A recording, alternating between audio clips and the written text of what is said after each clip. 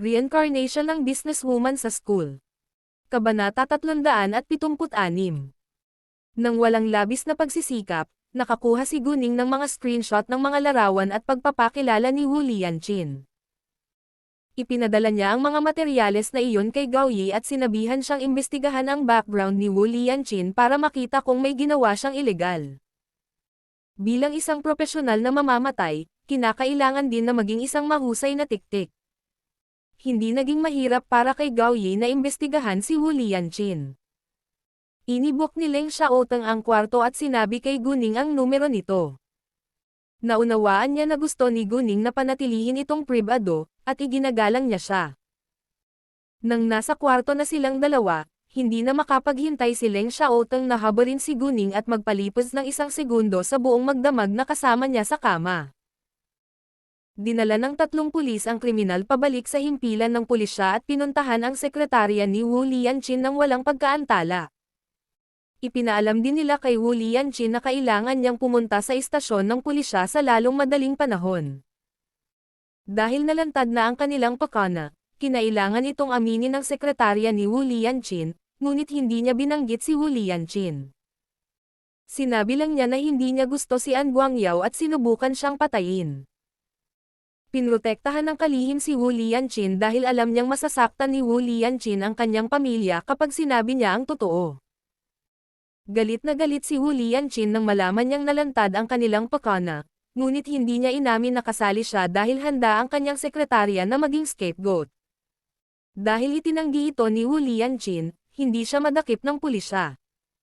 At ginawang scapegoat ang kanyang sekretarya sa nangyari. Nang marinig ni An Guangyao ang resulta, hindi siya nagulat, at hindi rin siya nagalit, dahil sinabi sa kanya ni Guning na may plano siyang turuan ng leksyon si Wu Lianqin. Nang halos alas 11 na ng gabi, tinawagan ni Guning si Guman. Gumawa siya ng dahilan na hindi maganda ang mood ni Chu Peihan, kaya hindi siya uuwi ngayong gabi. Hindi nag-alinlangan si Guman at pumayag. Ang pinagmulan ng debo ng kabanata na ito ay maaaring masubaybayan sa N0V3LB1N. Kinabukasan, nanatili pa rin si Guning kay Leng Xiaoteng. Umuulan sa labas, kaya kumain sa hotel sina Guning at Leng Xiaoteng. Samantala, ang sekretarya ni Wu Lianqin at ang kriminal ay sinentensyahan ng 3 taong pagkakulong dahil sa tangkang pagpatay. Mga ad ng Pub Future. Sa CTG. Si Liu Shikun at ang iba pa ay sinentensyahan din ng korte. Ngunit ang pagdiriwang ng bagong taon ay bukas, kaya sinabi ni Yan Zenglan kay Guning na ang mga ari-arian ng Hangyan Group ay ilalagay para sa auction pagkatapos ng festival. Hindi nagmamadali si Guning, kaya pumayag siya. Hindi umalis si Leng Xiaoteng sa hotel at kay Guning hanggang alas 5 ng hapon. Bago siya umalis, lumabas si Leng Xiaoteng ng isang kahon mula sa trunk ng kanyang sasakyan. Sinabi niya na ito ay regalo ng bagong taon para kay Guman, at mayroong 2 piraso ng ginseng sa loob. Mukhang matanda na sila at kailangang magastos. Maliban sa ginseng, marami ring iba pang mahahalagang halamang gamot sa kahon. Dahil ito ay regalo mula kay Leng Xiaoteng, tinanggap ito ni Guning ng may kasiyahan. Mangyaring pumunta at suportahan ang aming bagong domain na mangabyte.com. Pagkatapos nito, ipinadala ni Guning si Leng Xiaoteng sa paliparan. Ayaw ni Leng Xiaoteng na abalahin si Guning, ngunit gusto niyang sakupin ang bawat segundo na makakasama niya ito, kaya hinayaan niyang ipadala siya ni Guning sa airport. Nang umalis si Leng Xiaoteng saglit, natanggap ni Guning ang tawag ni Gao Yi, nakakuha siya ng ebidensya ng lahat ng mga kriminal na gawain ni Wu Lianqin. Si Wu Lianqin ay isang napakatapang na negosyante, at labis niyang ipinagmamalaki na sirain ang patunay. Kaya napakadaling imbestigahan ang kanyang kriminal na kasaysayan. Ang tiwaling si Wu Lianqin ay ilegal na kumuha ng mahigit 40 milyong yuan na siyang pondo ng isang proyekto sa pagtatayo. Inilagay ito sa sarili niyang bulsa, at gumamit pa ng mga hindi magandang materyales sa konstruksyon. Nagplano rin siya laban sa kanyang mga kakumpetensya sa negosyo at sadyang nagdulot ng aksidente sa sasakyan. Maliban sa kanyang katiwalian, ang iba ay ginawa ng iba pang nagtatrabaho para sa kanya, kaya walang nagpadala patunay na magpapatunay na siya ay nagkasala. Gayunpaman, ang katiwalian lamang ay sapat na upang mahatulan siya ng pagkakulong. Habang hawak ang ebidensya, sinabi ni Gunning kay Kane na hanapin ang email address ng chairman ng Tianhua Group at ipadala ang lahat ng maruruming sikreto ni Wu Lianqun sa chairman. Ang Tianhua Group ay ang pangunahing kumpanya ng Tianhua Real Estate kung saan si Wu Lianqun ang executive president. Hindi ipinadala ni Gunning ang email ng personal, dahil ayaw niyang masangkot. Ang kanyang layunin ay paalisin si Wu Lianqun pagkatapos ng lahat. Galit na galit ang chairman ng Tianhua Group nang basahin niya ang email, at agad na hiniling na tingnan ito ng mga tao. Mga ad ng Pub Future. Ibinahagi ni Gunning ang kanyang hapunan kasama sina Gao Yi at Qiaoya. Hindi pa siya uuwi, kaya inilagay niya ang regalo ni Leng Xiaoteng sa kanyang telepathic eye space. Habang kumakain, natanggap ni Gunning ang tawag ni Chu Xuanfeng. Tinanong ni Chu Xuanfeng kung nasaan siya at gusto siyang makilala ng personal. May pakiramdam si Gunning na may kinalaman ito kay Sito Ye, ngunit sa anumang paraan, pumayag siyang makipagkita sa kanya. Dumating si Chu Xuanfeng mag-isa, ngunit nagpakita siya na may dalang kahon ng mga regalo. Sinabi niya kay Gunning na si Sito Ye ang humiling sa kanya na bigyan siya ng regalo sa bagong taon. Nagulat si Gunning, ngunit nahuhulaan din ito. Hindi niya ito agad tinanggap, bagkus ay ginamit niya ang kanyang jade eyes para makita kung ano ang nasa loob. Kung sila ay masyadong mahal, siya ay tanggihan. Walang alinlangan, ang mga bagay sa loob ay talagang mahal, tulad ng 2 bote ng 85, medusa mula sa Conti Winery sa Rome, na hindi bababa sa 170,000 yuan. At nagkaroon din ng maraming mahahalagang halamang gamot. Nag-alinlangan si Gunning dahil si Sito Ye, hindi si Leng Xiaoteng, ang nagpadala ng mga mamahaling regalo sa kanya. Hindi ko iniisip na dapat kong kunin ang mga ito, sabi ni Gunning. Bagamat sila ay wala sa Sito Ye, sila ay talagang napakamahal. Dahil alam kung ano ang nasa isip ni Gunning, halos magmakaawa si Chu Xuanfeng, pakiusap, tanggapin mo ito. Kung hindi, malalagay ako sa malaking problema. Hindi alam ni Gunning kung seryoso si Chu Xuanfeng, ngunit ayaw niyang malagay siya sa gulo. Pagkatapos ng maikling panahon ng pag-aalinlangan, tinanggap ni Gunning ang kahon ng mga regalo sa huli. Anyway, nakatanggap na siya ng mas mahal na regalo kaysa doon mula kay Sito Ye dati. Sige, tatawagan ko siya para pasalamatan siya sa mga regalo, bumantong hininga si Gunning, at kinuha ang kahon. Nang makitang kinuha ni Gunning ang kahon, gumaan ang loob ni Chu Xuanfeng. Actually, hindi siya nagsisinungaling. Kung mabaigaw siyang makuha ni Gunning na tanggapin ang mga regalo mula sa kanyang amo, hindi siya magkakaroon ng maligayang pagdiriwang ng bagong taon ngayong taon. Tinawag ni Gunning si Sito Ye sa sandaling nawala si Chu Xuanfeng. Hi, kamusta ka na?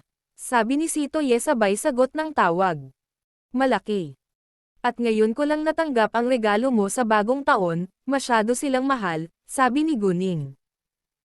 Bakit hindi mo ako binilhan ng pagkain kapag nasa CTG ka para pasalamatan ako? Sabi ni Sito Ye. Tila, lumilikha siya ng mga pagkakataong makilala si Gunning ng mag-isa. Walang problema, sabi ni Gunning. Dahil tinanggap na niya ang mga regalo ni Sito Ye, makatwiran na niya itong kumain ng magkasama. Nagsabi sila ng Happy New Year sa isa't isa bago ibinaba ang tawag. Pagkatapos ng hapunan, umuwi si Gunning. Laking gulat ni Guman nang makita si Gunning na pauwi na may dalang 2 kahon. Ningning, ano ito? Mga regalo ng bagong taon mula sa aking mga kaibigan. Inilagay ni Gunning ang mga kahon sa isang mesa at binuksan ito. Nang makita ni Guman kung ano ang nasa mga kahon, napabulalas siya. Ningning, napakabuti ng mga kaibigan mo. Wala sa mga bagay ang mura. Oo, napakabuti naming magkaibigan, sabi ni Gunning ngunit hindi na nagpaliwanag pa. Matapos makita ang mga regalo, biglang may naisip si Guman at sinabing, nako, paralisado ang matandang babae. Hindi gaanong nalungkot si Guman nang sabihin niya ito, ngunit medyo naapektuhan ang kanyang kalooban. Ang matandang babae ay ang kanyang biolohikal na ina kung tutuusin. Gayunpaman, magandang balita ito kay Guning. Kung ang matandang babae ay paralisado, hindi na niya magagawang magdulot ng gulo sina Guman at Guching. Palaging abala si Guning mula nang bumalik siya mula sa CTF, at wala siyang gaanong oras para makipag-usap kay Guman, kaya hindi pa niya nababanggit si Tang Yunfan. At bukas ay ang pagdiriwang ng bagong taon. Ayaw sabihin ni Guning, kung sakaling maapektuhan si Guman. Ang sumunod na araw ay ang pagdiriwang ng bagong taon. Nakipag-chat si Guning kay Leng Xiaoteng sa telepono ng halos kalahating oras ng madaling araw. Si Leng Xiaoteng ay nasa kanyang apartment, at pupunta siya sa bahay ng pamilya Leng sa hapon para sa hapunan ng pamilya sa bisperas ng bagong taon. Sa pag-iisip kay Leng Xiaoteng at sa kanyang pamilya, naawa si Guning sa kanya. Sa kabutihang palad, nagkaroon siya ng malapit na relasyon sa kanyang lolo. Kung hindi, tiyak na iimbitahan siya ni Guning na gumugol ng pagdiriwang kasama niya. Kinaumagahan, tinawagan ni Guning sina Gao Yi at Qiaoya at inanyayahan silang pumunta. Dumating din ang pamilya ni Jiang Shu sa tahanan ni Guning para magkasama-sama ang pagdiriwang ng bagong taon. Pagkatapos ng tanghalian, maghahanda na sila para sa hapunan ng pamilya sa bisperas ng bagong taon. Mga ad ng Pub Future. Si Leng Xiaoteng ay nagtanghalian kasama sina Xu Jinchen, si Ming at ang iba pang mga kasamahan sa kabisera. Wala na siyang oras na magsama-sama sa kanila pagkatapos ng New Year's Festival, kaya nagpasya siyang isulong ang kanilang pagpupulong. Naunawaan din nila na si Leng Xiaoteng ay sabik na makilala si Guning pagkatapos ng festival, kaya hindi sila nagreklamo. Gayunpaman, nalungkot ang isa sa kanila dahil single pa rin siya. Ang isang iyon ay tiyak na si Xu Jinchen. Si Ming at Qiu Yoxin ay naging maayos kamakailan. At bagamat hindi pa sila mag-boyfriend at girlfriend, sooner or later. Ang kabisera, sa lumang bahay ng pamilya Leng. Ang lahat ng miyembro ng pamilya Leng ay nagtipon-tipon sa sala, nag-uusap sa isa't isa, maliban kay Leng Xiaoteng. May mga sama ng loob sa ilan sa kanila, ngunit wala ni isa sa kanila ang magiging tanga para makipagtalo sa pagdiriwang ng bagong taon, lalo na sa harap ni Master Leng. Mangyaring pumunta at suportahan ang aming bagong domain na mangabyte.com. Halos 4 PM na. Bakit wala pa rin si Xiaoteng? Tanong ni Leng Xiaoxun. Nang marinig ang pangalan ni Leng Xiaoteng, hindi komportable ang pamilya ni Leng Yuanchen ngunit walang lakas ng loob na magsabi ng anuman. Gayunpaman, sa sandaling ito, narinig nila ang masayang boses ni Leng Changji. Bumalik na si Lord Leng. Biglang tumayo si Leng Xiaoxun, sabay takbo palabas. Nakakasyauting. Bakit ka sobrang nahuli? Akala ko hindi ka nababalik para sa festival. Mayroon lang akong inookupahan, sabi ni Leng Xiaoteng. Pagpasok sa harap na bulwagan, isa-isang binati ni Leng Xiaoteng ang nakatatandang henerasyon. Welcome home, Xiaoteng. Si Master Leng lang ang halatang nasa sabik na makita si Leng Xiaoteng, habang ang iba ay nanatiling magalang. Hi, Xiaoteng, sabi ni Leng Xiaoming. Hindi siya kasing cold ng parents niya pero hindi rin siya nagpakita ng pagmamahal. Mga ad ng Pub Future. Kanina pa, Xiaoteng, sabi ni Leng Xiaoxi nang may paggalang. Gayunpaman, direktang hindi pinansin ni Leng Xiaojie si Leng Xiaoteng. Ang N0V3 Larialm ay ang platform kung saan unang inihayag ang kabanatang ito sa N0V3L, V1N. Xiaoteng, hindi pa oras ng hapunan. Maaari mo ba akong turuan ng ilang mga kasanayan sa pakikipaglaban ngayon? Nagmamakaawa si Leng Xiaoxun. Bago pa makapagsalita si Leng Xiaoteng, pinuna ni Master Leng si Leng Xiaoxun, ito ang pagdiriwang ng bagong taon. Huwag kang masyadong malikot at maupo ka na.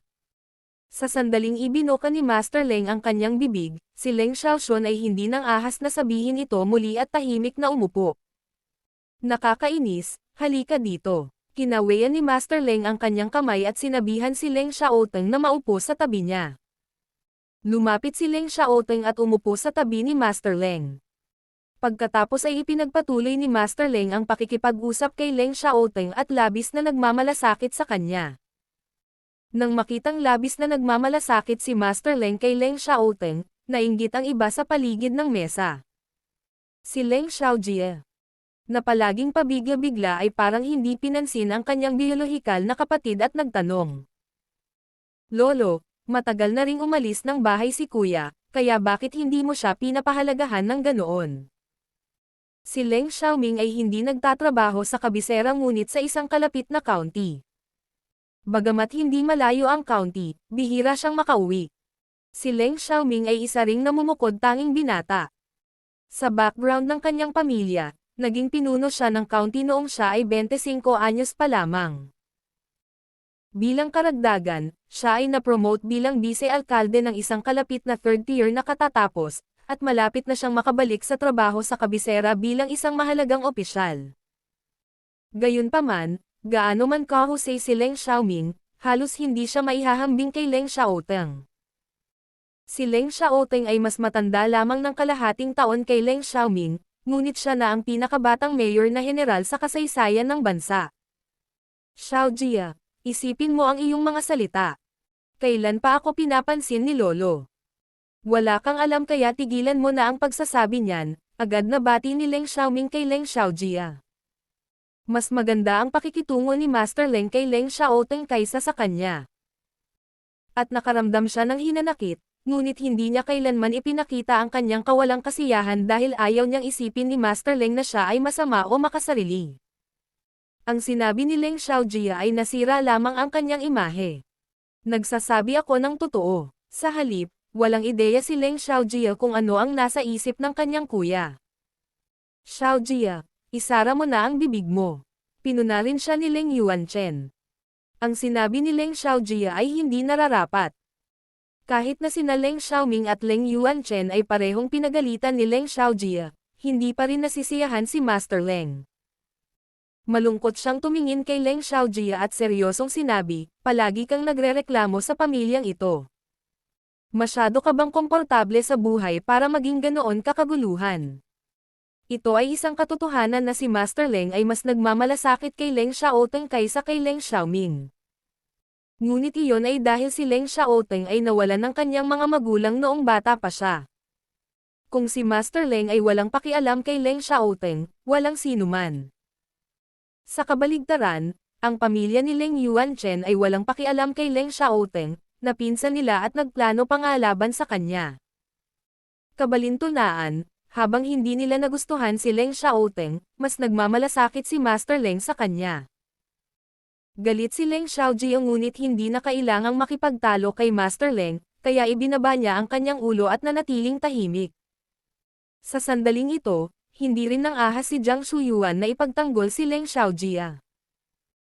Sa CTF, ang pamilya ni Guning ay naghanda ng maraming uri ng pagkain sa mesa bandang alas 6 ng gabi. At ang 7 sa kanila ay nakaupo sa paligid ng mesa na nag-uusap, nagtatawanan at nagbibiroan ng magkatugma. Maging sina Gao Yi at Qiao Yan na laging walang ekspresyon ay ngumiti ng husto. Ito ang pinakamakahulugang pagdiriwang ng bagong taon na kanilang ipinagdiwang. Ito ay pareho para sa mga pamilya ni Gu Qing at Gu Man. Pagkatapos ng hapunan ng pamilya sa bisperas ng bagong taon, nagtipon sila upang panoorin ang Spring Festival Gala. Hindi umalis sina Gao Yi at Qiao Ya hanggang sa huli na. At inimbitahan sila ni Guning na pumunta ulit bukas. Noong lampas na ng hating gabi, tatawagan na sana ni Guning si Leng Xiaoteng, ngunit si Leng Xiaoteng ang unang tumawag sa kanya. Maligayang bagong taon. Sinabi ni Leng Xiaoteng sa sandaling sinagot ni Guning ang tawag. Magiliw na ngumiti si Guning, maligayang bagong taon. Nasaan ang pulang sobre ko? Ibibigay ko ito sa iyo sa loob ng ilang araw, sabi ni Leng Xiaoteng. Kahit na nagbibiro lang si Guning, hindi niya tatanggihan kung maghanda si Leng Xiaoteng ng pulang sobre para sa kanya. Ilang sandali pa silang nag-usap bago ibinaba ang tawag. Tiningnan ni Guning ang kanyang telepono mamaya at maraming bagong mensahe ang pumapasok. Maliban kay Howran at sa iba pa niyang malalapit na kaibigan, nagpadala rin si Qin Yifan ng mensahe sa kanya. Agad na nag-type ng mensahe si Guning at ipinadala ito sa lahat ng mga kontak sa kanyang telepono. It's too late, kaya hindi na niya ito tinawag isa-isa. Mangyaring pumunta at suportahan ang aming bagong domain na mangabyte.com. Kinaumagahan, isa-isang tinawag ni Guning ang mga master na iyon. Bagamat nagpadala na siya ng mensahe para batiin sila ng Happy New Year, mas makabuluhan kung tatawag siya. Ang unang tinawag ni Guning ay ang kanyang lolo na si Tang Haifeng. Girl Gu, manigong bagong taon. Masaya si Tang Haifeng na marinig mula kay Guning, at hindi makapaghintay na batiin siya ng Happy New Year sa sandaling kinuha niya ang telepono. Mga ad ng Pub Future. Ngumiti si Guning at sinabi, "Maligayang bagong taon, lolo. Nasaan ang pulang sobre ko?" Sinabi ni Tang Haifeng kay Guning na tawagin siyang lolo ng direkta, kaya sinunod ni Guning ang kanyang kahilingan. "Siyempre naghanda ako ng pulang sobre para sa iyo, ngunit kailangan mo muna akong bisitahin ng personal." Sabi ni Tang Haifeng at nagbiro. Gayunpaman, talagang namiss niya si Guning. Simula nang maghiwalay sila sa City Teng, lagi niyang namimiss si Guning. Hindi sinabi ni Tang Haifeng sa kanyang pamilya ang katotohanan na si Guning ay halos kamukha ni Tang Yunfan, dahil wala itong pinatunayan kung magkamukha lang sila. "Oo naman, gagawin ko kapag nakalaya na ako." Gayunpaman, ang pulang sobra ay dapat nakatumbas ng halaga. "Kung hindi sapat ang pambayad ko sa mga tiket ko sa eroplano, magagalit ako," sabi ni Guning at kumilos ng mata ko. Tumawa ng malakas si Tang Haifeng sa kasiyahan, "Haha, huwag kang mag-alala. Bibigyan ka ni Lolo ng makapal na pulang sobra. Mabuti, pagkatapos ay tatawagan kita kapag binisita kita," sabi ni Guning. "Bilisan mo at huwag mo akong hintayin ng matagal," sabi ni Tang Haifeng. Kahit na nagbibiro lang si Guning tungkol sa pulang sobra, sineseryoso ito ni Tang Haifeng at naghanda ng makapal na pulang sobra para kay Guning. "Ayoko," sabi ni Guning at ibinaba ang tawag. Piyesta ng bagong taon noon, kaya lahat ng miyembro ng pamilya Tang ay nagtipon-tipon sa bahay. Maliban kay Tang Yunfan na nanatili sa kanyang pag-aaral sa buong panahon, narinig ng lahat ng iba ang sinabi ni Tang Haifeng sa telepono. Nang makita si Tang Haifeng na napakasaya pagkatapos sagutin ang tawag, lahat ay nagulat at walang ideya kung ano ang nangyari. "Lolo, kailan ka pa nagkaroon ng apo?" tanong ni Tang Jakay. Siya ang panganay na apo sa pamilyang Tang. Namana ni Tang Jakay ang magandang hitsura ng kanyang pamilya. Ang kanyang balat ay makinis at may kintab at ang kanyang mga tampok ay kaakit-akit. Ang binata ay may likas na kamahalan. Bukod doon, ang mga katangian ni Tang Jakay ay kahawig ng kay Guning sa kanilang lawak. Siguro iyon ang epekto ng mga jin. "Isang batang babae lang ang nakilala ko," sabi ni Tang Haifeng. Nang banggitin niya si Guning, nagliwanag ang kanyang mukha sa pagmamalaki, dahil ipinagmamalaki niya si Guning. "Ano?" Nagulat na naman ang lahat. Kakaalis lang ni Master Tang sa loob ng isang linggo, at itinuring na niya ang isang estranghero na nakilala niya bilang kanyang apo. Gayunpaman, sa susunod na sandali, mukhang nabalisa si Tang Haifeng. "Noong nasa City Teng ako, inatake ako sa puso sa airport nito. Si Girl Gu ang nagligtas sa buhay ko." Mga ad ng Pub Future. Nag-atubili si Tang Haifeng na sabihin ito dahil ayaw niyang mag-alala ang kanyang pamilya. "Ano?" Nagulat ang lahat sa pagkakataong ito. "Dad, bakit hindi mo sinabi ang tungkol dito?" "Hindi ko gustong mag-alala ka," sagot ni Tang Haifeng. "Sa tingin ko gusto mo lang kaming pahangin dahil sa batang babae na nakilala mo," sabi ni Tang Yunhang. Iniligtas ni Guning si Master Tang, at tiyak na pinahahalagahan ng kanyang pamilya ang kanyang mabait na pag-uugali, ngunit hindi ba't labis na kunin si Guning bilang kanyang apo. Naunawaan ni Tang Haifeng ang kanilang pag-aalala, at bumantong hininga, "Itinuring ko si Girl Gu bilang apo ko hindi lang dahil iniligtas niya ang buhay ko, kundi dahil kamukha niya si Yunfan. Walang magdududa kung sasabihin kong mag-ama sila." Panipi. "Ano?" Ang lahat ay mas nabigla ngayon. Idinagdag ni Tang Haifeng, tumanggi si Yunfan na magpakasal at iniisip ko kung papayag ba si Yunfan na maging adoptive father ng batang babae. Mahirap ang pagkabata ng dalaga at nawalan ng noong sanggol pa lamang siya. Gayunpaman, sinabi ng dalaga na gusto muna niyang malaman ang opinyon ni Yunfan. Akala ko hindi ko papayag si Yunfan ayon sa ugali niya, kaya kinuha ko siya bilang apo ko. Kilala ba niya kung sino ka? Tanong ni Tang Jakay. Nag-alinlangan siya sa layunin ni Guning, na makatwiran dahil ang pamilya Tang ay hindi isang simpleng pamilya kung tutuusin. Hindi niya alam sa simula, ngunit sinabi ko sa kanya mamaya at binigyan siya ng 2 black card ng hotel at shopping mall sa ilalim ng pangalan ng pamilyang Tang, sabi ni Tang Haifeng. Tinanggap niya ba? Tanong ng asawa ni Tang Yunhang na si Yan Shuyo. Alam ni Tang Haifeng kung ano ang nasa isip nila, at ipinaliwanag niya, alam ko kung ano ang pinaghihinalaan mo. Bagamat 18 pa lang siya, hindi siya simple. Hindi lamang niya iniligtas ang aking buhay, ngunit napabuti rin niya ang kondisyon ng aking puso sa pamamagitan ng isang espesyal na paraan ng masahe. Mas energetic na ako ngayon kaysa dati. Nagpa-check up ako noong isang araw, at sinabi ng doktor na malabong magkaroon ulit ako ng sakit sa puso. Lahat ay napabilog ang kanilang mga mata sa gulat ngayon. Talaga. Ang isang espesyal na paraan ng masahe ay maaaring gamutin ang sakit sa puso. Tao ba ang batang babae?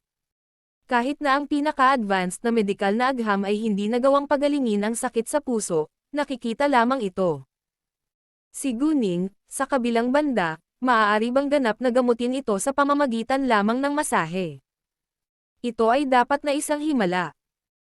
Inakala ng lahat na si Guning ay nagbigay lamang ng first aid kay Tang Haifeng nang siya ay inatake sa puso.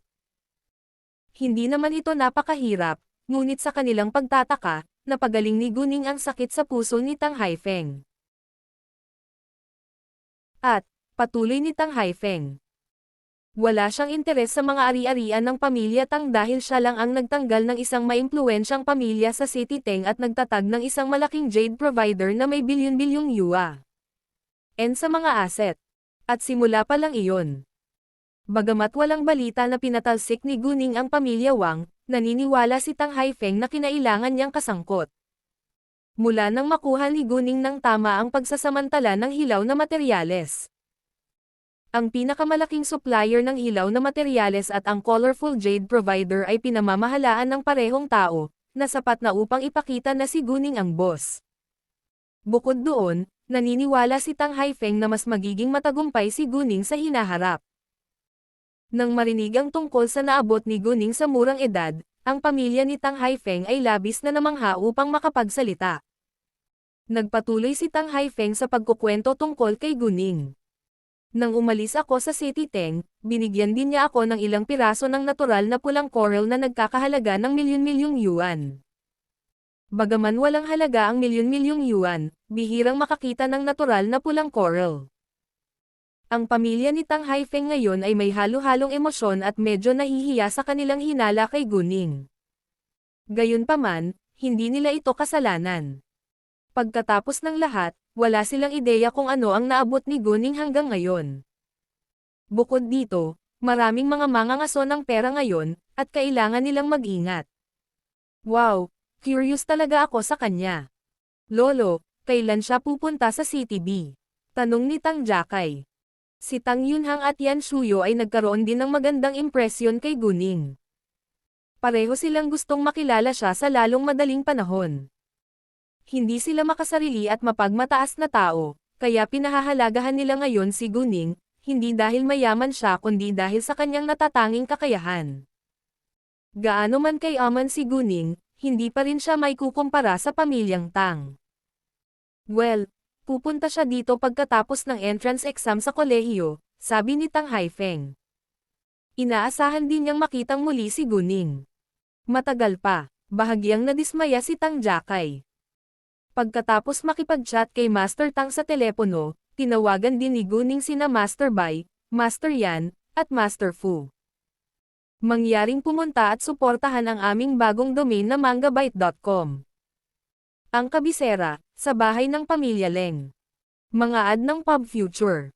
Ang mga bisita ay bumisita sa pamilya Leng sa umaga. Sila ay isang nasa katanghaliang gulang na mag-asawa kasama ang isang kabataang babae, na nasa 23 taong gulang. Maligayang bagong taon, sa lahat.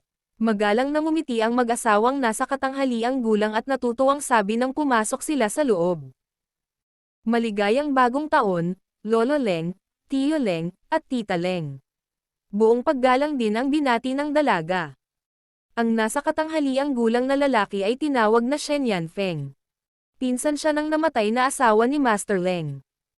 Ang nasa katanghaliang gulang na babae ay ang kanyang asawa, si Chen Qian, at ang dalaga ay ang kanyang anak na babae, si Shen Jilin. Ang pamilya Shen ay hindi isang maimpluwensyang pamilya sa kabisera ngunit napakayaman, at sikat sa ilang mga lawak, pangunahin dahil sa kanilang relasyon sa pamilyang Leng. Mahal ni Master Leng ang kanyang namatay na asawa, kaya natural na handa siyang alagaan mabuti ang pamilya Shen. Ngumiti si Master Leng, maligayang bagong taon. Hindi mo na kailangang magdala ng napakaraming regalo. Bahagyang umiling si Shen Yanfeng at sinabing may katapatan, syempre dapat kaming magdala ng mga regalo para bisitahin ka. Hindi tayo pwedeng pumunta dito nang walang laman ang mga kamay. Ngumiti si Master Leng ngunit hindi na nagsalita pa. Sa halip ay ibinuka ni Leng Yuanchen ang kanyang bibig, pakiusap, maupo ang lahat. Pagkatapos noon, sinabihan ni Yuyin ang mga katulong na tulungan sina Shen Yanfeng at Chen Qian dala ang lahat ng regalo sa kanilang mga kamay at magbuhos ng mga tasa ng tsaa para sa kanila. Laminggalinga si Shen Yanfeng pagkatapos niyang maupo. Nasaan ang mga bata? Si Xiaoming ay nasa kanyang silid, si Xiaoji ay abala sa kanyang disenyo, at sina Xiaoxun, Xiaoxi, at Xiaoteng ay nasa likod bahay, sabi ni Leng Yuanzhen. Nang marinig na nandito rin si Leng Xiaoteng, nagliwanag ang mga mata ni Shen Jilin sa pananabik. Bagamat sinubukan niyang itago ang kanyang pagmamahal kay Leng Xiaoteng, halata ito sa kanyang mukha. Minarkahan ng NF Euro Rapture ang paunang pag-host ng kabanatang ito sa NF Euro LSN. Sa katunayan, alam ng lahat na hinahangaan ni Shen Jilin si Leng Xiaoteng. Sa simula, sinadyang ipakilala siya ni Master Leng kay Leng Xiaoteng. Ang pamilya Shen ay malapit na kamag-anak sa pamilya Leng. At si Shen Jilin ay isang magandang babae din, ngunit sa kasamaang palad, hindi siya gusto ni Leng Xiaoteng, kaya sumuko si Master Leng sa huli. Gayunpaman, ayaw palampasin ng pamilyang Shen ang anumang pagkakataon na maaari silang magkaroon ng mas malapit na koneksyon sa pamilya Leng. Kaya sinabi ni Chen Qian, Jilin, bakit hindi ka pumunta at magsaya kasama ang nakababatang henerasyon? Ang boring kung dito ka sa amin. Gayunpaman, ito ay isang dahilan lamang. Mga ad ng Pub Future. Nais ng pamilya Shen na pakasalan si Shen Jilin sa pamilya Leng, hindi lang dahil hinangaan ni Shen Jilin si Leng Xiaoteng, kundi dahil gusto nilang makasama ang pamilya Leng. Sa kasong iyon, ang isang alyansa sa pag-aasawa ay ang pinakamahusay na paraan upang makuha ang kanilang layunin. Si Leng Xiaoming ay isang mas mahusay na pagpipilian kaysa kay Leng Xiaoteng pagdating sa kasal. Dahil si Leng Xiaoming ay mas magaan. Habang si Leng Xiaoteng ay palaging malamig at malayo, ngunit si Shen Jilin ay hinahangaan lamang si Leng Xiaoteng, kaya ang kanyang mga magulang ay kailangang sundin ang kanyang mga gusto. Anyway, basta't taga-Leng family ang lalaki, makontento na sila. Kung ipagpaumanhin mo, bibisita ako ngayon kay Xiaoxi, magalang na sabi ni Shen Jilin sa mga matatanda. Magpakasaya ka. Bagamat naiintindihan ni Master Leng ang nasa isip nila, hindi niya mapigilan, dahil ginamit nila si Leng Xiaoxi bilang dahilan. Gayunpaman, anuman ang mangyayari, ang resulta ay magiging katulad ng dati. Walang pakialam si Leng Xiaoteng kay Shen Jilin. Bilang karagdagan, si Leng Xiaoteng ay nagkaroon na ng kasintahan ngayon, kaya hindi naalala ni Master Leng lahat. Pumunta si Shen Jilin sa likod bahay at napansin niya sina Leng Xiaoxun, Leng Xiaoxi, at Leng Xiaoteng. Si Leng Xiaoteng ay nagtuturo kay Leng Xiaoxun ng Kung Fu, habang si Leng Xiaoxi ay pinapanood sila mula sa swing.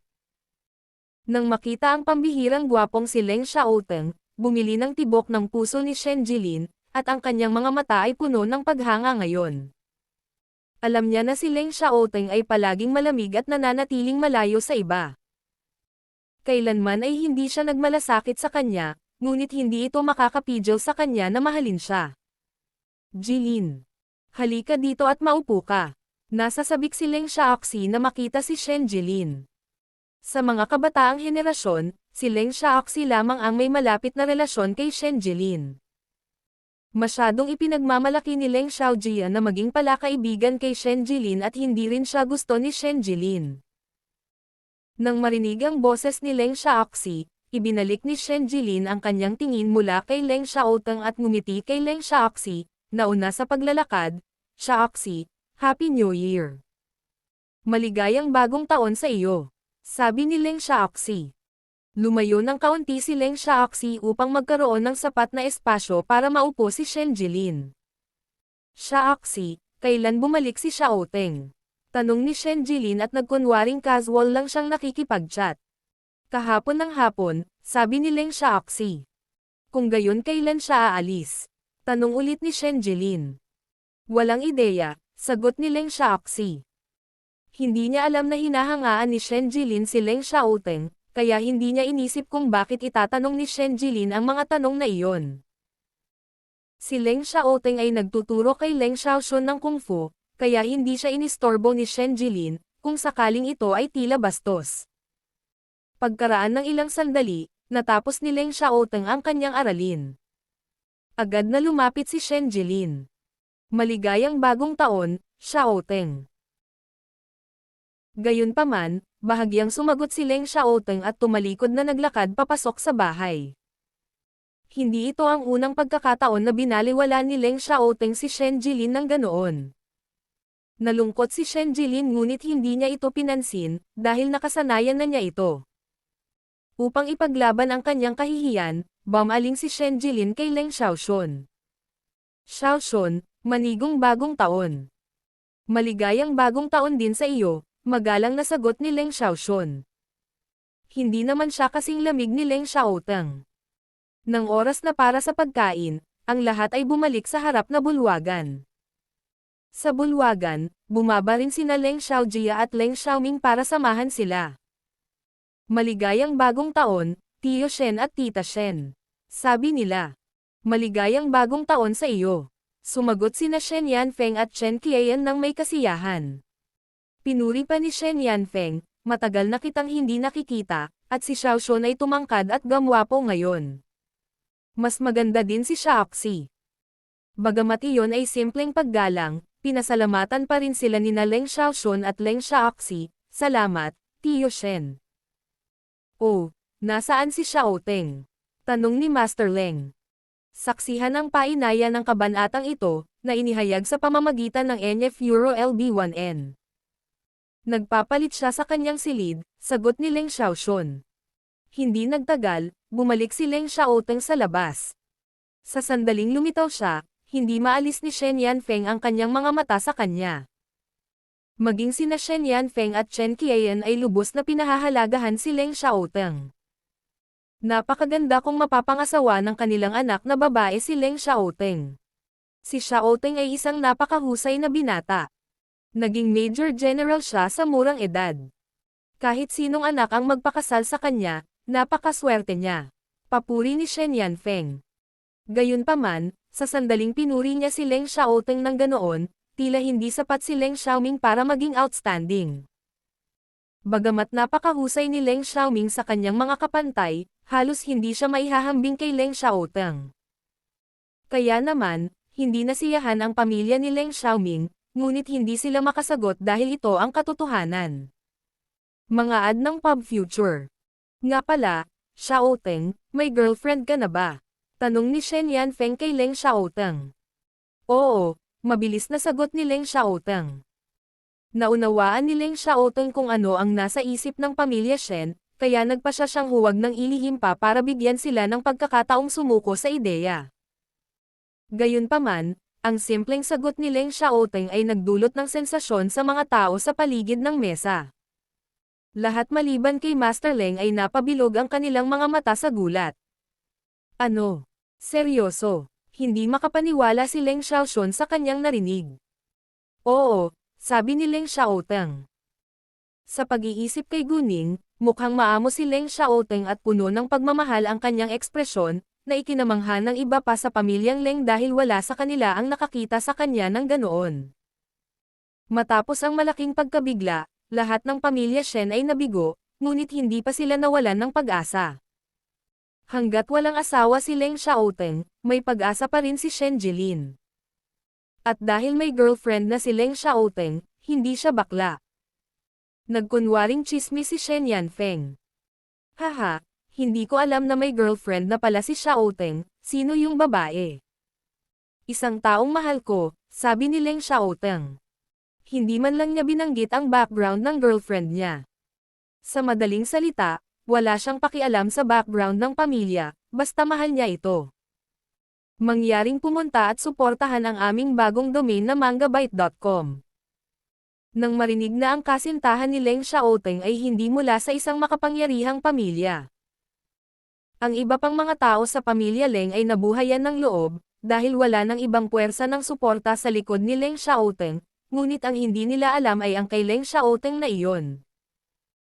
Ang girlfriend ay isang promising businesswoman, at siya ay magiging mas makapangyarihan at maimpluwensyahan kaysa sa alinman sa iba pang pinakamayayamang pamilya sa kabisera sa malapit na hinaharap. Tumawa si Master Leng at nag-echo, wala kaming pakialam sa background ng pamilya. Basta masaya si Xiaoteng, susuportahan ko siya.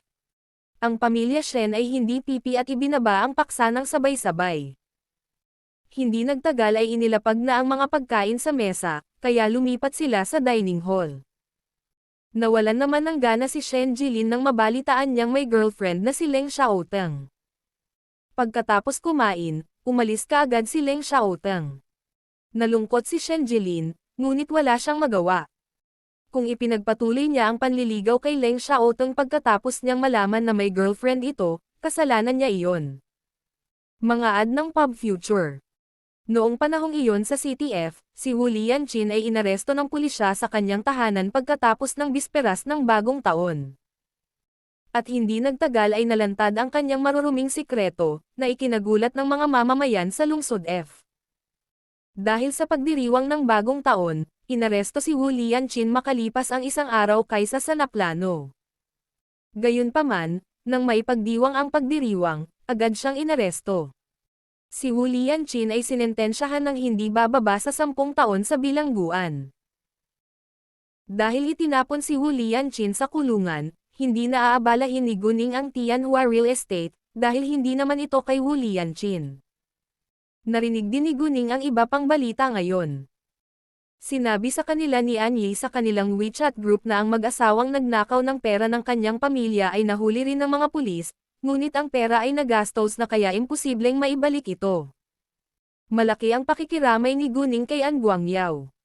Sa kabutihang palad, bumubuti ang buhay ni An Guangyao mula nang magsimula siyang magtrabaho para kay Guning. Sa hapon, dumating sina Zhang Zhongyo at Master Shu upang bisitahin si Master Leng. Nasaan si Xiaoteng? Tanong ni Zhang Zhongyo. Alam niyang bumalik si Leng Xiaoteng para sa pagdiriwang ng bagong taon, ngunit hindi niya ito nakita. Wala na siya, sabi ni Master Leng. Ano? Spring Festival pa rin ngayon, at nasa bahay pa rin si Jin Chen. Nagulat si Master Shu. Nagmamadali siyang makilala ang kanyang kasintahan, sagot ni Master Leng.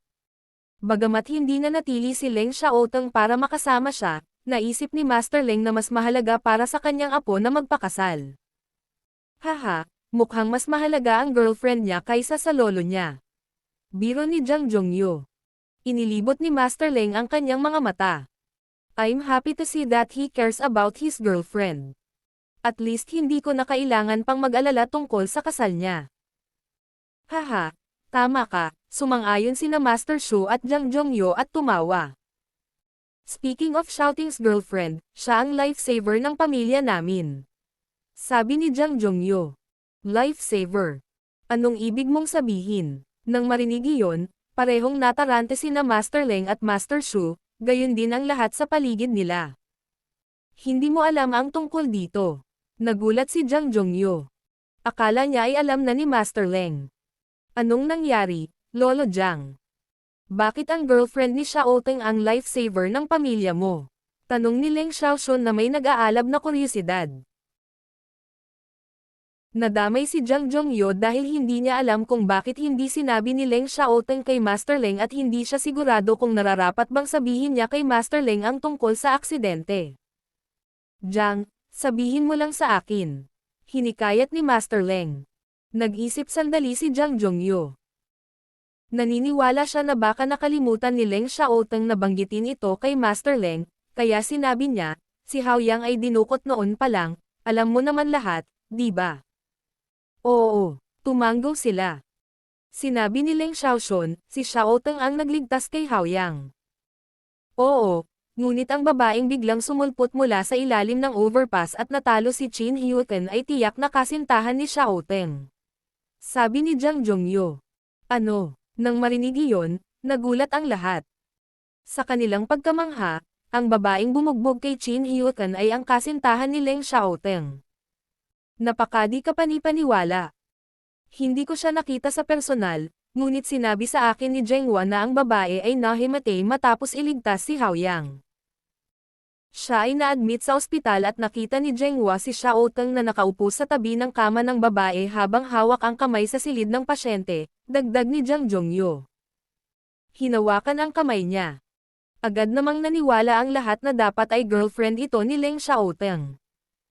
Ang Envol Beans ay ang unang plataporma upang ipakita ang kabanatang ito.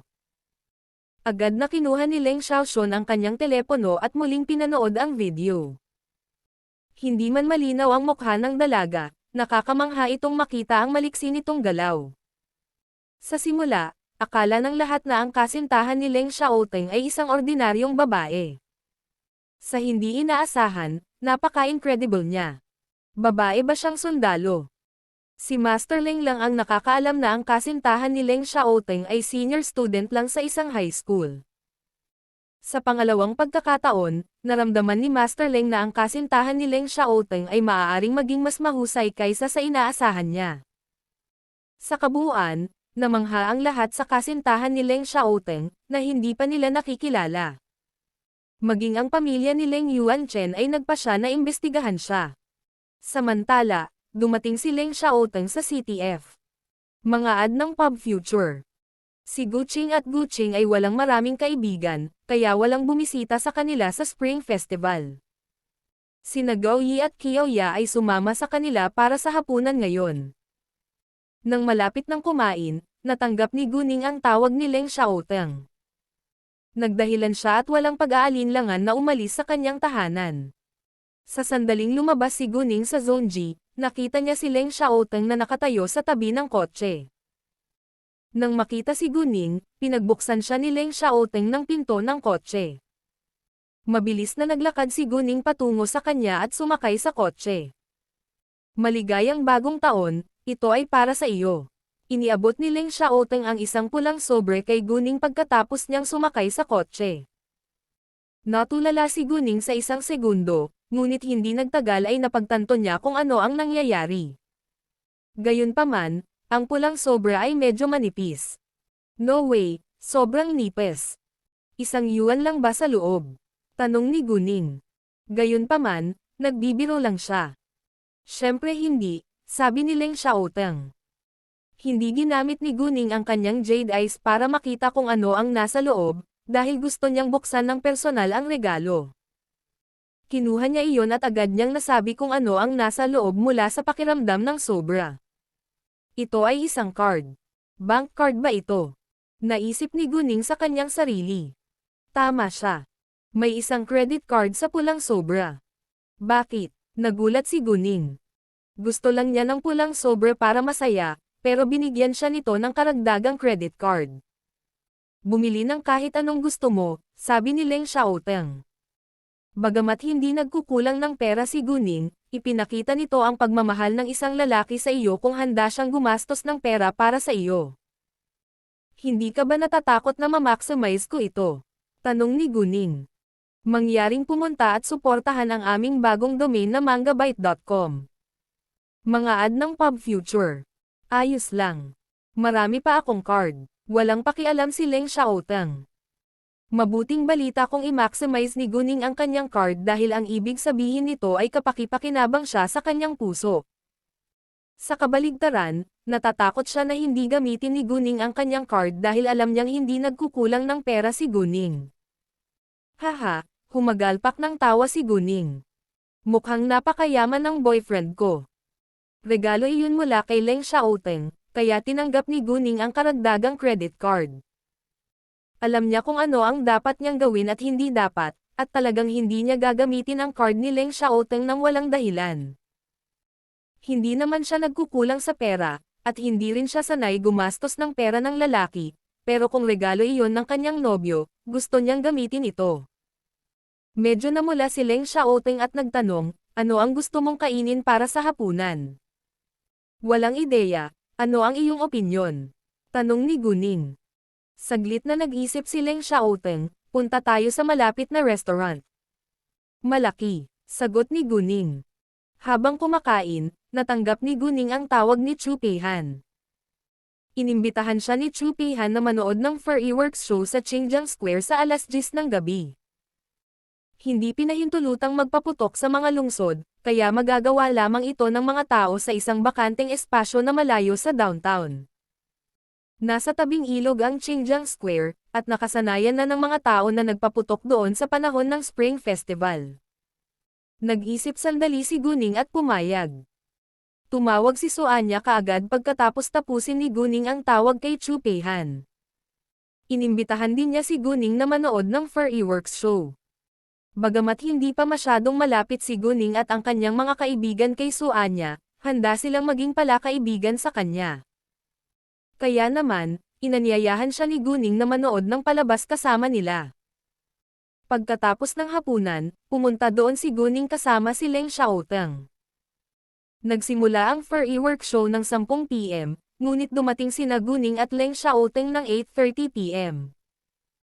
Bukod sa fireworks show, marami ring nakakatuwang aktibidad sa Qingjiang Square, tulad ng Chinese lantern, acrobatica performance at iba pa.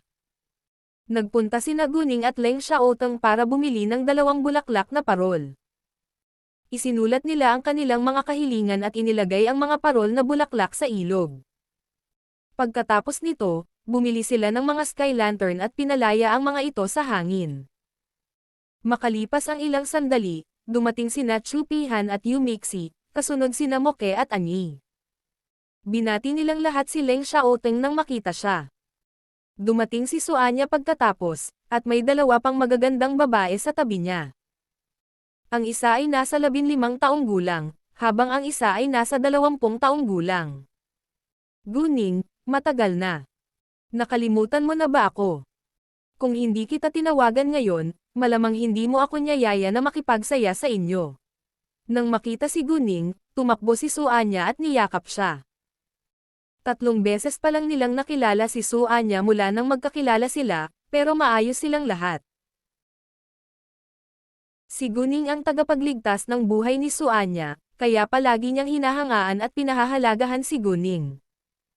Kung hindi siya tinulungan ni Guning sa mapanganib na sitwasyong iyon, malamang napatay na si Suanya ngayon. Imposible. Natatakot lang ako na abala ka, at binalak kitang tawagan sa iyong kaarawan. Ngumiti si Guning. Si Suanya ay mula sa isang napakayaman na pamilya, kaya hindi siya kasing laya ng iba. Well, kung hindi mo ako tatawagan, paano mo malalaman kung busy ako o hindi? Sabi ni Suanya. Sige, kasalanan ko. Hayaan mo akong magbayad para sa iyong merienda sa gabi. Sabi ni Guning. Well, hindi naman masama iyon. Nasiyahan si Suanya. Ha? Tuwang-tuwa kang makita si Guning at niyakap siya, ngunit hindi mo kami pinansin. Reklamo ni Chu Peihan. Oh, patawarin mo ako. Nakaramdam ng kaunting hiya si Suanya at sabay-sabay silang binati. Maligayang bagong taon, sa lahat. Maligayang bagong taon, sabi ng lahat. Oh, hayaan mo akong ipakilala sa inyo, sabi ni Suanya sa kanila. Ito ang aking nakababatang pinsan, si Suan Hao, at ito ang aking nakatatandang pinsan, si Jin Kexen.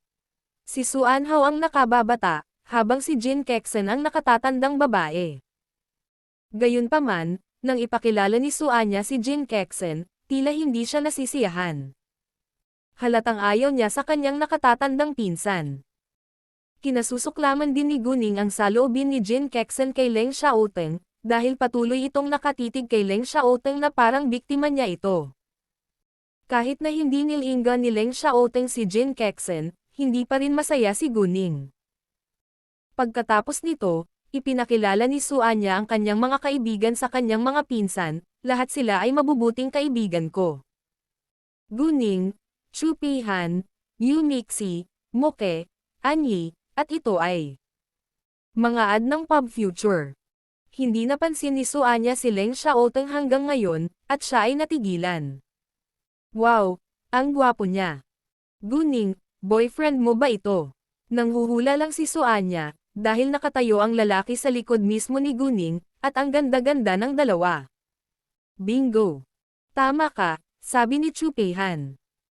Nang marinig na si Leng Xiaoteng ay boyfriend ni Guning, medyo nadismaya si Jin Kexen, ngunit hindi siya sumuko. Sa halip, natuwa siya. Nagulat si Suanya. Ikinagagalak na makilala ka, at maligayang bagong taon, bayaw. Natuwa si Leng Xiaoteng nang marinig na tinawag siya ni Suanya. Bayaw at magalang na sumagot, "Nice to meet you too, and Happy New Year." Nang batiin ni Chu Peihan at ng iba pa si Leng Xiaoteng kanina, wala siyang masyadong sinabi. Napansin ni Guning ang kakaibang reaksyon ni Leng Xiaoteng at naunawaan niya kung ano ang nasa isip niya. Naaliw siya. Sa sandaling ito, dumating sina Haoran, Qin Zixen at Zhang Tianping. "Hay, maligayang bagong taon." Excited na sabi nila. "Sige, sabay na tayong lahat. Tingnan natin ang paligid bago magsimula ang fireworks show." Nagmungkahi si Chu Peihan. Nang sumunod na oras, nagpaikot-ikot ang grupo nila. Pagkaraan ng mahabang panahon, pumunta sina Yu Mixi at Guning sa ladies' room habang ang iba ay naghihintay sa labas. Nang makitang wala si Guning, at ang iba ay abala sa pakikipag-chat, habang si Leng Xiaoteng ay nakatayong mag-isa, pinalaki ni Jin Kexen ang pagkakataong manligaw sa kanya. "Hi, nice to meet you. Ang pangalan ko ay Jin Kexen," sabi niya. Ang orihinal na hitsura ng kabanatang ito ay matatagpuan sa Enyo Bureau Els 1N. "Jin Kexen, anong ginagawa mo?" Pinuna ni Suanya. Alam niya ang plano ng kanyang nakatatandang pinsan. Sa simula, walang nag-iisip na hindi nararapat nang makipag-usap si Jin Kexen kay Leng Xiaoteng. Kaya nang suntukin siya ni Suanya, nataranta ang lahat. Mga ad ng pub future. "Naisip ko lang na nag-iisa siya at naiinip, kaya gusto kong makipag-chat sa kanya," sabi ni Jin Kexen at kumilos na parang isang inosenteng bata. Hindi nila nakipag-usap si Leng Xiaoteng, dahil alam nilang hindi madaldal si Leng Xiaoteng at mahilig lang makipag-chat kay Guning. Wala silang balak na ikulong siya. "Huwag ka nang umarte. Alam ko kung anong klase kang tao. Kung maglakas loob kang saktan ang kaibigan ko, tuturuan kita ng leksyon." Hindi maniniwala si Suanya sa anumang sinabi ni Jin Kexen at malinaw na binalaan siya. Ang kanyang ina ang nagpilit sa kanya na ilabas si Jin Kexen. Mangyaring pumunta at suportahan ang aming bagong domain na mangabyte.com. Masyadong bata si Haoran at ang iba pang mga lalaki, kaya hindi sila nililigawan ni Jin Kexen. Sa hindi inaasahang pagkakataon, dumating din dito ang boyfriend ni Guning. At masyadong sexy ang lalaki para hindi pansinin. Si Jin Kexen ay maganda sa panlabas, ngunit siya ay talagang nakakatakot na flirt. Hindi niya pinalampas ang pagkakataong manligaw sa mga gwapong lalaki at ang kanyang susunod na hakbang ay palaging manliligaw. Si Suanya ay walang interes sa mga personal na gawain ni Jin Kexen. Hindi niya sinabi sa kanyang pamilya, ngunit kung si Jin Kexen ay maglakas loob na saktan ang kanyang mga kaibigan, siya ay maghihiganti sa kanya ng walang pag-aalinlangan. Nang marinig ang sinabi ni Suanya, agad na naunawaan ang lahat na si Jin Kexen ay hindi kasing ganda sa loob kaysa sa labas. Kaya naman, alerto silang lahat ngayon. Walang sino man sa kanila ang papayag na saktan niya ang matalik nilang kaibigan. Kinailangan ni Jin Kexen na talikuran ang kanyang plano sa ilalim ng panggigipit ng mga ito sa ngayon, ngunit makakahanap siya ng isa pang pagkakataon upang subukang muli. Nag-walkout sina Guning at Yu Mixi mamaya. Napansin ni Guning na masama ang tingin ng lahat kay Jin Kexen. Bagamat hindi niya alam ang nangyari, halatang may nagawang mali si Jin Kexen at inis ang lahat. Dahil ba kay Leng Xiaoteng? Sa pag-iisip niyan, nagalit si Guning, ngunit wala siyang sinabi. Ang paningin ni Leng Xiaoteng ay nasa Guning sa buong panahon, sa sandaling siya ay lumitaw. Sabay hawak sa kamay niya. Sorry, single kami. At masakit, biglang tinakpan ni Howran ang kanyang dibdib na para bang nasasaktan siya. Maghanap ka na ng girlfriend. Pang-aasar ni Chu Peihan. Gusto ko, pero paano? Reklamo ni Howran. Marami kaming single girls dito. Wala bang nagugustuhan mo? Tanong ni Chin Zixen. Napabuntong hininga si Howran at naghihirap. Masyado kaming pamilyar sa isa't isa. Natatakot ako na baka hindi na tayo maging mabuting magkaibigan kung hindi ito gagana. Kahit na si Howran ay hindi umibig sa sinuman sa kanyang mabubuting kaibigang babae, tama ang kanyang sinabi. Mga teenager na sila ngayon, at walang makakapangako na hindi sila magbabago. Gayunpaman, habang sinasabi iyon ni Howran, binigyan ni Moke si Yu Mixi ng isang nagbitiw na tingin. Malinaw, sumang-ayon siya kay Howran. Walang ideya si Yu Mixi na sumulyap si Moke sa kanya, ngunit napansin ito ni Guning at nagulat siya. Hinahangaan ba ni Moke si Yu Mixi? Ito ay kanilang mga personal na gawain at hindi makisali si Guning, ngunit bilang kanilang mabuting kaibigan, gustong-gusto niyang tumulong kung magagawa niya, kaya sinabi niya, tama ka. Gayunpaman. Kapag talagang gusto mo ang isang tao at gusto mong buuin ang iyong kinabukasan kasama sila, hindi ka magdadalawang isip o mag-aalala ng labis, dahil walang sino man ang makakaalam kung ano ang magiging hitsura natin. Nang marinig ang sinabi ni Guning, tila natuwa si Moke, ngunit hindi alam ni Guning kung ano ang iniisip niya sa kaibuturan ng kanyang puso. Sige, almost 10 PM na. Bumalik tayo sa plaza. Pagkatapos, sabay-sabay na naglakad ang grupo nila sa plaza. Dahil sa nangyari sa labas ng kwarto ng mga babae, sinadya ni Howran at ng iba pa na ilayo si Jin Kexen kay Leng Xiaoteng. Kahit na alam nila na hindi kayang nakawin ni Jin Kexen si Leng Xiaoteng mula kay Guning. Bilang mga malalapit na kaibigan ni Guning, ayaw pa rin nilang maging malapit si Jin Kexen kay Leng Xiaoteng o Guning. Naintindihan ni Jin Kexen kung bakit nila ito ginagawa. Galit na galit siya, ngunit wala siyang magawa. Pagdating nila sa plaza ay mas marami ang tao doon kaysa kanina. Hiwalay na ang lugar kung saan nakalagay ang mga paputok dahil baka masugatan ang mga tao sa mga nahuhulog na paputok kapag masyadong malapit. Mayroong maraming uri ng mga paputok sa bakanteng espasyo, at ang mga manggagawa ay handa nang iset ang mga ito kapag oras na. Nang sumapit ang 10:00 ng gabi, ang mga manggagawa ay nagsimulang magpaputok ng sunod-sunod. Mga ad ng Pub Future. Boom! Mangyaring pumunta at suportahan ang aming bagong domain na mangabyte.com. Kasunod ng malakas na tunog ng pagsabog. Isa-isang lumipad sa himpapawid ang maliit na missile, at isang malaking grupo ng mga paputok na parang hawakan na may malalaking payong ang sumabog sa hangin. Isang kumpol ng nakasisilaw na mga ilaw ang nagliliwanag sa kalangitan sa gabi, tulad ng isang kumpol ng mga bulaklak na namumukadkad na puno na lumulutang na may gintong pulbos. Isang sunod-sunod na paputok ang sumambulat sa ere. At sa wakas, tulad ng hindi mabilang na mga bulalakaw na may mahabang buntot, ang mga paputok na iyon ay nag-aatubili na dumulas mula sa kalangitan sa gabi.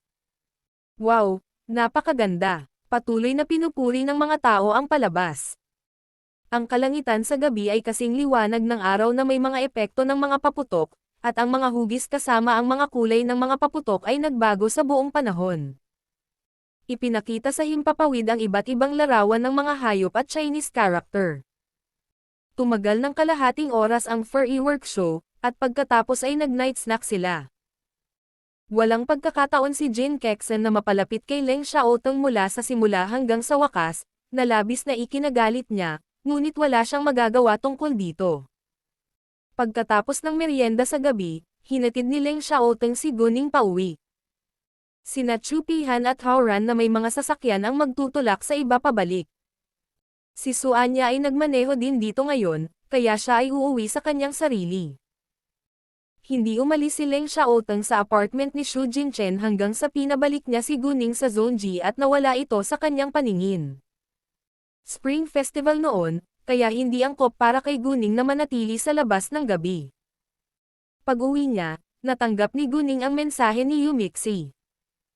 Tinanong ni Yumixi si Guning kung ano ang dapat niyang ibigay kay Su Anya bilang regalo sa kaarawan. Nag-isip sandali si Guning. Si Su Anya ay mula sa isang napakayaman na pamilya. Pagkatapos ng lahat, kaya hindi sila maaaring magbigay ng isang regalo na masyadong mura, ngunit si Yumixi ay isang mag-aaral pa rin, kaya hindi kinakailangan para sa kanya na bigyan si Su Anya ng isang napakamahal. Alinman.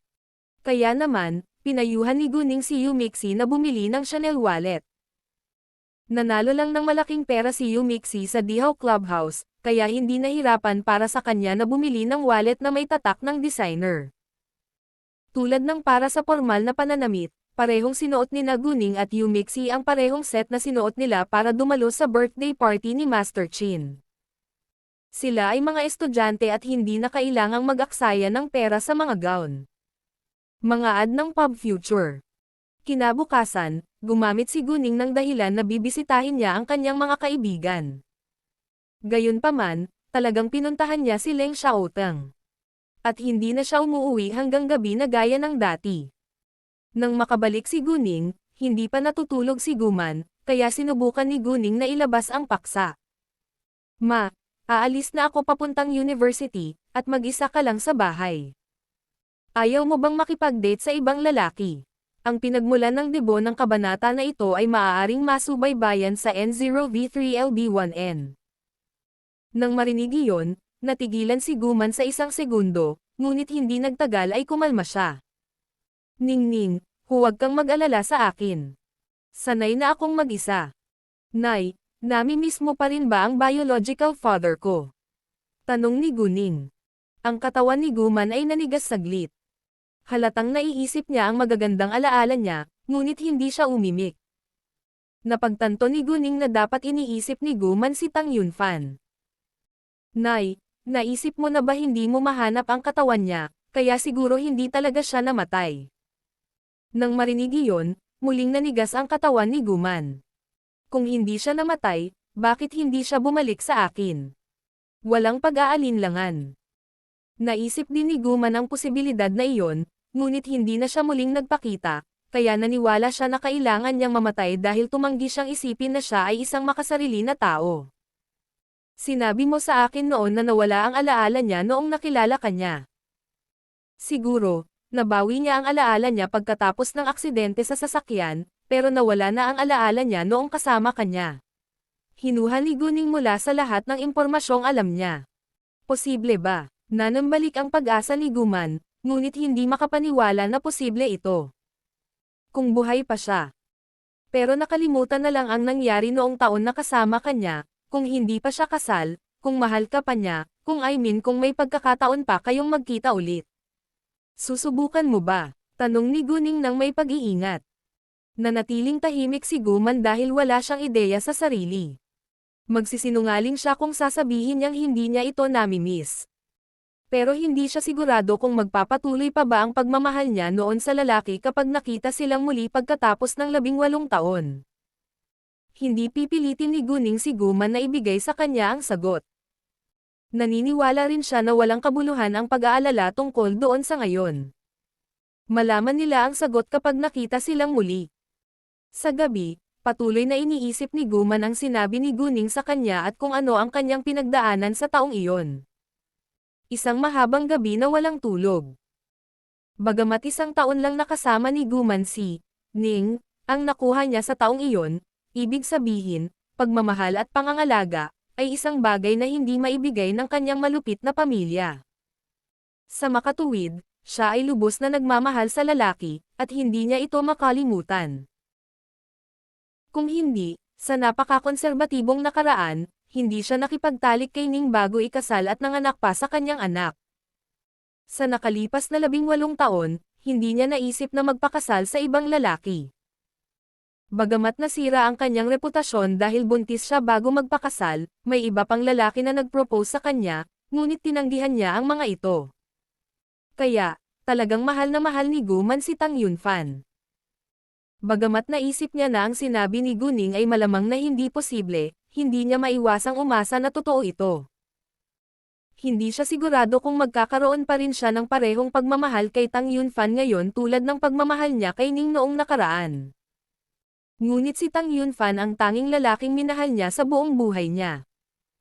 Siya ang ama ng kanyang anak, kaya umaasa siyang magkakaroon ito ng magandang buhay, kahit may asawa na siya at may sariling pamilya na ngayon. Kinabukasan ng bumangon si Guman, halatang halata ang mga dark circles niya. Naawa si Guning sa kanyang ina, ngunit kailangan nilang harapin ito sa madaling panahon. Kung tutuusin, mahal pa rin ni Guman si Tang Yunfan at nami-miss din siya ni Tang Yunfan, na siyang dahilan kung bakit hindi siya pumayag na magpakasal. Sila ay nahulog ng malalim sa isa't isa at nagkaroon ng isang sanggol sa nakaraan. Kung pipili si Guman ng lalaking makakasama niya sa buong buhay niya, umaasa si Guning na ang lalaki ay si Tang Yunfan. Minasahe ni Guning si Guman at ginamit ang kanyang mahiwagang kapangyarihan para maibsan ang pagod ni Guman. Bibisitahin ni Guman ang kanyang kaibigan, si Wang Sufan, ngayon. Si Wang Sufan ang nagpadala kay Guman sa ospital nang himatayan si Guman sa trabaho. Sinabihan ni Guning sina Gao Yi at Qiao Ya na sundan si Guman ngayon, dahil pareho silang libre, habang si Guning ay nakipag-date kay Leng Xiaoteng. Hindi alam ng dalawa kung ano ang gagawin ngayon, kaya pa-impulse silang nag-ambol sa kalsada. Ganun pa man, masaya silang magkasama. Ning, tawag ni Leng Xiaoteng sa kanya. Ano? Sagot ni Guning. Ning, tawag muli ni Leng Xiaoteng sa kanya. Ano? Tumingin si Guning kay Leng Xiaoteng nang may pagkalito. Walang gustong tumawag sa iyong pangalan, sabi ni Leng Xiaoteng. Mga ad ng Pub Future. Natuwa si Guning at tinukso. Napakaganda ba ng pangalan ko? Siyempre, sabi ni Leng Xiaoteng nang may katapatan. Sige na, sabi ni Guning. Ning, muling tumawag si Leng Xiaoteng, at tumawa si Guning. Mangyaring pumunta at suportahan ang aming bagong domain na mangabyte.com. Naglakad ang dalawa papunta sa government center at medyo maganda ang view. May isang malaking parke na may mga puno at mga landas na bato. Maraming mamamayan ang pupunta rito para mamasyal. Sa sandaling iyon, huminto ang isang sasakyan ng pamahalaan sa paradahan sa harap ng isang gusali ng opisina. Dalawang lalaki ang lumabas dito pagkatapos. Nakilala ni Guning ang isa sa kanila sa unang tingin. Ang lalaki ay ang kalihim ng Municipal Party Committee sa CTF, Yuan Jizong. At sinundan siya ng kanyang sekretarya. Gayunpaman, nang makababa sila sa kotse, isang baliw na lalaki na may hawak na kutsilyo sa kanyang kamay ay tumakbo palabas mula sa kung saan at sumigaw, Yuan Jizong, pumunta ka sa impyerno. Gulat na gulat pa rin si Yuan Jizong, gayon din ang kanyang sekretarya at ang mga taong nakapaligid sa kanila. Gayunpaman, nang malapit nang mahawakan ng kutsilyo ang dibdib ni Yuan Jizong, isang tao ang tumakbo na parang ilaw at sinipa ang lokong lalaki. Sa isang matalim na tunog, hiniwa ng kutsilyo ang damit ni Yuan Jizong sa ibabaw ng kanyang dibdib. May bukas na hiwa, ngunit sa kabutihang palad ay hindi nasaktan ang kutsilyo sa balat. Si Guning ang taong nagpauiyaz sa baliw sa tamang panahon. At nang maalis na ang loko, nauna si Leng Xiaoteng at nahuli siya. Bitawan mo ako. Bitawan mo ako. Marahas na nagpumiglas ang loko, ngunit ganap na nakontrol siya ni Leng Xiaoteng, at nakasigaw lang siya na parang baliw. Ang sigaw ng loko ang pumukaw sa kamalayan ni Yuan Jizong at ng kanyang sekretarya. Si Yuan Jizong ay halos hindi makatayo ng tuwid, baka noon lang siya pinatay. Natakot din ang sekretarya, ngunit hindi siya pumayag ng killer, kaya hindi siya nagtagal ay nakagalaw siya. Ayos ka lang ba, Mr. Yuan? Mga ad ng Pub Future. Oo. Nanginginig ang boses ni Yuan Jizong, at natatakot pa rin siya, ngunit sinubukan niyang kumalma. Samantala, sabay-sabay na tumakbo ang mga kalapit na security guard at kinuha ang loko sa mga kamay ni Leng Xiaoteng. Gayunpaman, patuloy na sumisigaw ang loko, Yuan Jizong, papatayin kita. Papatayin kita ngayon. Kung hindi dahil sa iyo, hindi ako na-dismiss. Pagkatapos ng ilang malalim na paghinga, kinalma ni Yuan Jizong ang sarili at malamig na tumingin sa lalaki. Kung hindi ka nag-iligal, hindi ka natanggal sa trabaho. Ikaw na mismo ang humiling ng resulta, kaya hindi mo masisisi ang iba para dyan. Dalhin mo siya ngayon. Agad na dinala ng mga security guard ang loko. Pagkatapos noon, lumingon si Yuan Jizong kina Guning at Leng Xiaoteng. Yumuko siya at taos-pusong nagpasalamat sa kanila. Maraming salamat sa pagligtas sa aking buhay. Ginoo. Yuan, please wag mong sabihin yan. Natutuwa kaming ligtas ka, sabi ni Guning. Ang unang pagkakataon ng pagiging available ng kabanatang ito ay nangyari sa N0V3L, Bin. Si Yuan Jizong ay isang matuwid na opisyal. Kung siya ay isang tiwaling opisyal, hindi sana siya tinulungan ni Guning. Bagamat walang mga tao na 100% na magagaling sa mundong ito, basta't ginawa niya ng maayos ang kanyang trabaho, siya ay isang manggagawa sa gobyerno. Iniligtas mo ang aking buhay kaya ikaw ang aking tagapagligtas ng buhay. Sabi ni Yuan Jizong. Hindi niya akalain na dapat pagsilbihan siya ng iba dahil mataas lang ang katayuan niya sa lipunan. Kung hindi pa pinalayas ni Guning ang lokong lalaki sa tamang panahon, siya ay napatay o nasugatan ng husto. Kinuha ni Yuan Jizong ang isang name card sa kanyang bulsa at ibinigay ito kay Guning. Ito ang name card ko. Kung makatagpo ka ng anumang problema sa hinaharap, maaari kang tumawag sa akin para sa tulong, ngunit maaari itong maging legal. Salamat. Siyempre, hindi ito tatanggihan ni Guning. Ginoo. Yuan, ang nangyari lang ay tiyak na mapupunta sa ibang bansa. Huwag mo sana akong ilantad sa balita. Ayokong makakuha ng maraming atensyon. Si Guning ay mahinhin, mabait at nanatiling mababang profile, na nag-iwan ng magandang impresyon kay Yuan Jizong. Oo naman, sabi ni Yuan Jizong. Igalang niya ang mga gusto nito. At saka sila naghiwalay. Kung tungkol sa ginawa ni Guning sa ganoong delikadong sitwasyon, hindi siya sinisi ni Leng Xiaoteng ngunit hinawakan niya ang kanyang kamay. Nag-aalala pa rin siya sa kaligtasan nito. Bagamat alam niyang magaling si Guning sa Kung Fu, pinapahalagahan pa rin niya ito ng higit sa sinuman. Iba pa. Nag-viral sa internet ang balitang muntik nang masaksak ang Secretary of Municipal Party Committee na si Yuan Jizong. Kabanata 385. Malaking balita. Ang Secretary ng Municipal Party Committee sa CTF na si Yuan Jizong, ay sinaksak ng isang baliw sa labas ng government center. Sinipal ng isang batang babae ang lokong lalaki sa tamang oras at nahuli ng kanyang kinakasama ang kriminal. Naka-attach ang larawan. Kinuha ang larawan pagkatapos na mailigtas si Yuan Jizong dahil nabigla ang lahat ng oras na iyon, at wala sa kanila ang nasa mood na kumuha ng litrato. Hindi nagtagal, may naglantad sa pagkakakilanlan ng kriminal. Ang baliw na lalaki ay ang Vice Director ng Finance Department, si Zhang Chao. Siya ay napatunayang nagkasala ng pang-aabuso sa kapangyarihan ni Yuan Jizong at na-dismiss. Masyadong nagmamalasakit si Zhang Chao sa kanyang sinabi at pera, kaya nabaliw siya pagkatapos ng kanyang pagkakatanggal, at dumating upang salakayin si Yuan Jizong. Si Zhang Chao ay nasentensyahan ng 10 taon sa bilangguan sa simula, ngunit ngayon ay tila haantong siya sa habang buhay na sentensya. Lahat ay pinuri ng mga tao ang batang babae na nagligtas kay Yuan Jizong mula sa matalim na kutsilyo. Ang larawan ay kuha mula sa malayo, kaya hindi malinaw ang mga mukha ni Guning at Leng Xiaoteng, ngunit nakilala sila ni Hao Ran at ng iba pang pamilyar sa kanila. Tumawag silang lahat kay Guning para tanungin kung ligtas ba siya. Ang telepono ni Guning ay patuloy na nagriring sa buong oras, ngunit hindi siya nawalan ng pasensya, dahil alam niyang nagmamalasakit sila sa kanya. Maraming reporter ang dumating para makapanayam si Yuan Jizong pagkatapos ng aksidente. Na-curious sila tungkol sa batang babae na nagligtas sa buhay ni Yuan Jizong, ngunit tumanggi si Yuan Jizong na ihayag ang higit pang mga detalye tungkol sa kanya. At mas hinangaan ng mga tao ang low-profile na batang babae.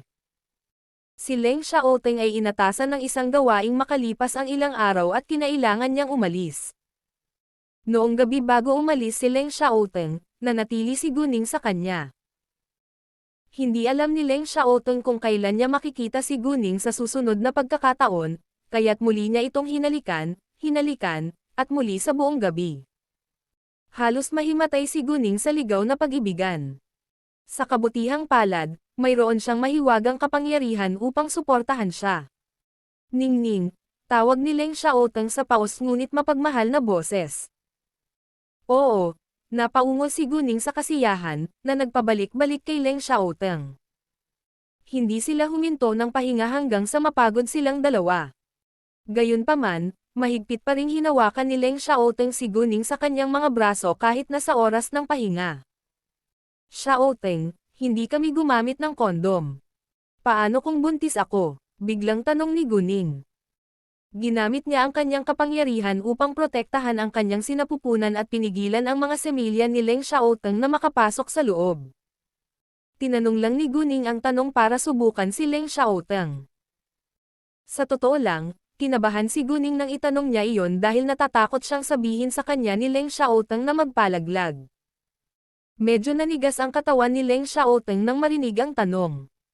Hindi niya kailanman naisip ang tungkol dito, ngunit kung talagang buntis si Guning, wala siyang pakialam. Sa halip, inaabangan niya ito. Magpakasal tayo kung gayon, sabi niya nang may pagmamadali. Nang marinig iyon, ilang beses na tumibok ng malakas ang puso ni Guning. Bagamat naniniwala siya na si Leng Xiaoteng ay isang mapagkakatiwalaang tao, siya ay nasa sabik at labis na naantig nang marinig ang sagot. Ayokong magpakasal o magkaroon ng anak sa murang edad, sabi ni Guning. Nang marinig iyon, nabalisa si Leng Xiaoteng. Idiniin niya si Guning sa kanya at nakaramdam ng kaunting kawalan. Kung gayon ano ang dapat nating gawin? Bagamat handang pakasalan ni Leng Xiaoteng si Guning para magkasama sila bilang mag-asawa, ayaw niyang madamay si Guning. Nang makitang balisa si Leng Xiaoteng, inaliw siya ni Guning. Ayan, doon, pwede na tayong gumamit ng kondom sa susunod para maiwasan ang pagbubuntis. At pwede tayong magpakasal kapag ito na ang tamang panahon. Pwede na tayong magpakasal pagkatapos ng graduation ko. Agad namang nakahinga si Leng Xiaoteng. Malapit nang dumating ang kaarawan ni Suanya, at tinawagan niya ang lahat ng madaling araw, kung sakaling nakalimutan nila.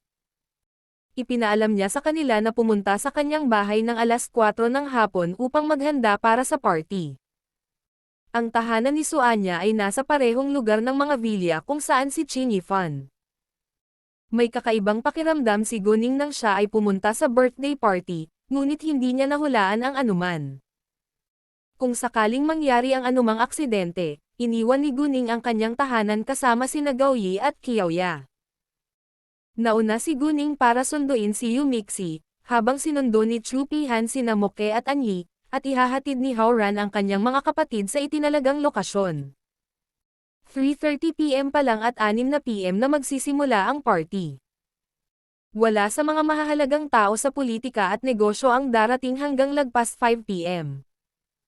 Sa makatuwid, si Guning at ang iba ay hindi pa nagsusuot ng kanilang formal na damit, at nagpasya silang magpalat mamaya. Nang malapit na sila, tinawagan ni Guning si Suanya. Kaya, sa sandaling dumating si Guning, nakita niya si Suanya na naghihintay sa gate. Bagamat ang pamilya Su at ang pamilya Qin ay nakatira sa parehong lugar ng mga villa, ang kanilang mga bahay ay matatagpuan sa magkasalungat na direksyon, at may mahabang distansya sa gitna. Tumakbo si Suanya sa kanila pagkababa nila ng sasakyan. Guning, Mixi, maligayang pagdating.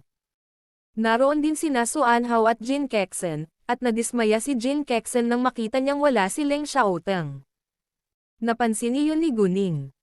Medyo nagalit siya pero diretsong hindi pinansin si Jin Kexen. Hayaan mong ipakilala ko, ito si Gao Yi, at ito si Qiaoya.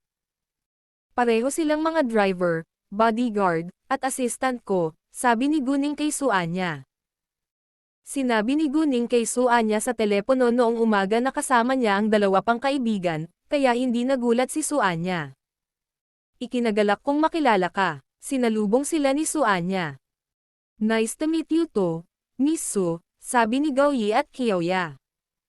Yung iba wala pa. Tara na sa loob. Malamig sa labas. Iginiya sila ni Suanya sa paglalakad papasok. Pagpasok pa lang nila sa sala, medyo may edad na at matikas na babae ang lumakad. Siya ang ina ni Suanya. Si Suanya ay may isang nakatatandang kapatid na lalaki na 23 taong gulang. Kaya ang ina ni Suanya ay halos 50 taong gulang na ngayon, ngunit siya ay kaakit-akit pa rin dahil inalagaan niyang mabuti ang kanyang hitsura. Nay, lahat sila ay mga kaibigan ko, sina Guning, Yu Mixi, Gao Yi, at Qiaoya, sabi ni Suanya sa kanyang ina. Ikinagalak kong makilala kayong lahat. Welcome sa birthday party ni Anya, magalang na sabi ni Mrs. Hindi lang siya nagtanong tungkol sa background ng kanilang pamilya, dahil hindi naman snobbish ang pamilya niya.